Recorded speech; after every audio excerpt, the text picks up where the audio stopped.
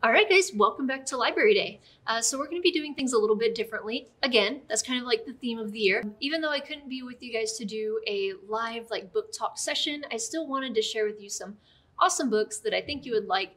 Let's go ahead and get started. If any of these books look good to you, then you can come on down to the library and check them out. I'll also try to include some links to book trailers as well, so you can watch those too.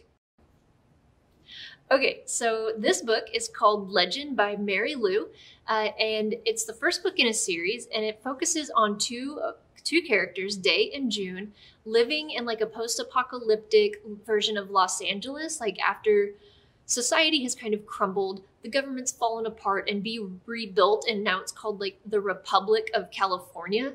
And so our main characters, June, for one, she is a military prodigy. She's kind of been raised and grown up to be a great military leader, and she's really pumped about that. She cannot wait to get started on that path of her life.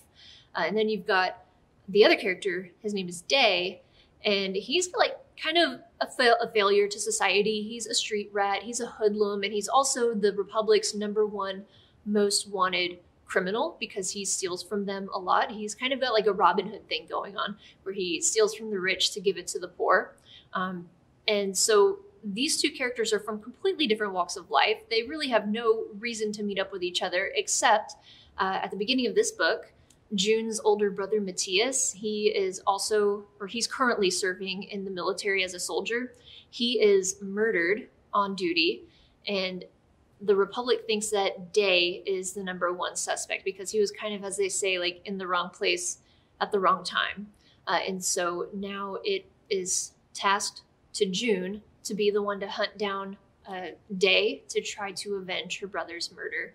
This is a book that's full of twists and turns, and just when you start to think you know what's going on, something else happens and the story goes in this completely other direction. I think you guys would really love Legend. All right, this next book is called Quarantine, a Love Story. And I didn't pick this to make light of what's going on in the world right now. I picked it because it really is just a good love story. If you're looking for a romance that might be a little bit more relatable now than ever before, you might want to check out this book. It's about these two kids, Oliver and Flora, and they've been spending their spring break in the Dominican Republic for different reasons. They don't know each other before the story starts, but we're at the end of their trip, and they're on their way back to the United States, and they're on this plane when Flora ends up getting sat next to this guy who's he's kind of a train wreck. He's snotty and sneezing and coughing and all those gross things that give me anxiety to just even think about. And the CDC is we can't let that guy in. We don't know what he has or what he's carrying or what he's spreading to the other passengers on this flight.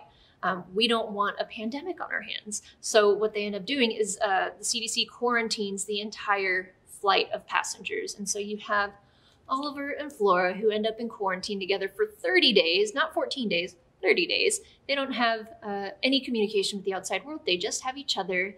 And you might guess from the title of the story that love will bloom during this time. Anyway, that's just a fun romance book if you're into something that's a little bit more lighthearted and romantic. I will warn you though, that scene with the sick passenger, it made me want to gag a little bit. Okay, so this next book is called Time Bomb by Joelle Charbonneau. I don't know how to say that. It's French. But anyway, she also wrote the Testing series. So if you ever read that, then you kind of know a little bit about this author's style already. She's good at telling very kind of complicated stories in a really simple way that's just so gripping. And so this book is about 6 kids who find themselves trapped in their high school after a bomb has gone off. And they learn as they're trying to get out and survive and take care of each other, they learn through listening to the radio that there are more bombs in the area of the school where they are, and that one of the people inside the school, and as far as they know, there's only the 6 of them, one of the people inside is the bomber. So this story is really unique because it alternates points of view between each of the 6 kids, and the whole time you're thinking was it this kid? Was it this kid? He could have done it. She had a motive. And you're always just kind of questioning who's behind it. How are they going to get out? How are they going to survive? This was a really cool story that's going to take you on a ride.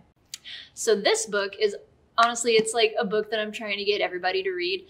It's book #1 in the Keeper of the Lost City series. And I discovered this series last summer flew through it in a matter of weeks. There are 8 books in this series, and look how big they are. This is the shortest one. This is for my fantasy people. If you're not afraid of a longer book, like if you love Harry Potter, Percy Jackson, The Maze Runner, stuff like that, I think you would love Keeper of the Lost Cities. It starts off with our main character. Her name is Sophie, and her whole life she's always felt really out of place, like she doesn't really belong in the world because she is a telepath, and she's kind of been keeping that to herself because who's going to believe that she can read minds, right? Until one day when she's on a field trip with her class, she meets a kid that she's never seen before. His name is Fitz, and he seems to know a lot more about her than she even knows about herself.